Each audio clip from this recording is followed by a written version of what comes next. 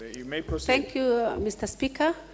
Chair, we are looking at the Sessional Paper No. 2 of 2013 on National Industrial Training and Attachment Policy.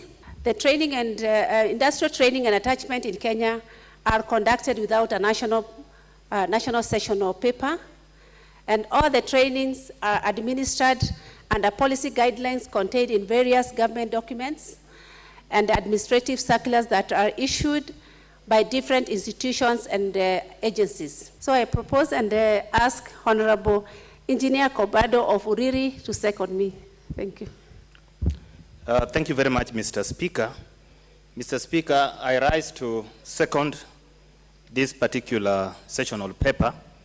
Mr. Speaker, this paper would serve to help reform and regulate the training environment. 2, it would also help to reform skills acquisition and competitiveness, and more so the competencies of the trainers. Mr. Speaker, in this country, we have broadly about 3 platforms of training. And if you look at what is stated in the paper, attachment and training have been, for a long time, treated separately. But in my view, attachment is just a stage in training process, because training would start with theory, where the trainees are given the theoretical knowledge, and then maybe they move into laboratories where they do practical work, and then they are exposed to the world of work. And that is what we call industrial attachment. Mr. Speaker, this House has already established 3 authorities upon which that provides the platform for training in this country. One is the TVET. The TVET, that is the Technical Vocational Entrepreneurship Training Authority. This one is an establishment which is very formal, and they conduct structured training.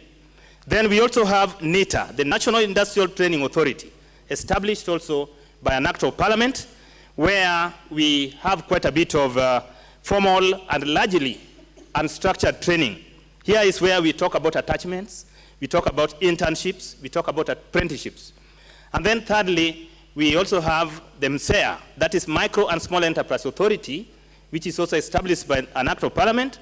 Their training is rather informal and largely unstructured. There is need, Mr. Speaker, to have all these institutions, all these bodies, coordinate their programs. This can only be done with this sessional paper number 2, Mr. Speaker, to be able to harmonize all this, because you realize there is serious mismatch of skills, particularly the skills that are imparted by training institutions and the skills that are required in the industry. There's serious mismatch. And already this House has passed a bill on a National Qualifications Authority to be able to harmonize these various training activities together with education, so that we can be able to establish career paths for those who are training and career progression, which is lacking at the moment, Mr. Speaker. Mr. Speaker, this policy will also be able to require the various institutions to draw up their curriculum. Because if you look at the informal sector, there is no curriculum, Mr. Speaker. These people are just training in a haphazard manner. Also, if you look at the industrial training basically, Mr. Speaker, these are not institutions that are established for training, but these are basically the institutions that are providing the real work situation for as a matter of training. There is need to come up with a curriculum so that these people are certified. And at the end of it all, if you're going to use National Qualifications Authority, we should be able to know that at this level, a person who has trained through exposure, through maybe apprenticeship, has acquired this level of skill and can be matched with this fellow who has been in a formal, structured training institution. So this is important, Mr. Speaker, and this can only be brought about by this particular policy paper.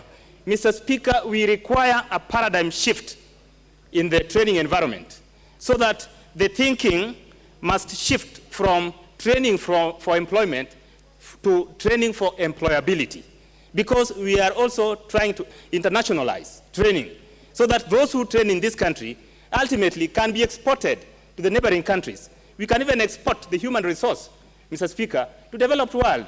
Because Kenya, Mr. Speaker, we have institutions that have trained, we have produced so many skilled workers. So this can only be done if all these are harmonized. Lastly, Mr. Speaker, Training is a tripartite arrangement that involves the employer, represented by FKE, the employees, represented by KOTU, and the government through the Ministry of Labor. So there is need also to seek input from these very key stakeholders to be able to come up with a paper that really will address all the critical areas. With those remarks, Mr. Speaker, I second and support this particular sessional paper. Thank you.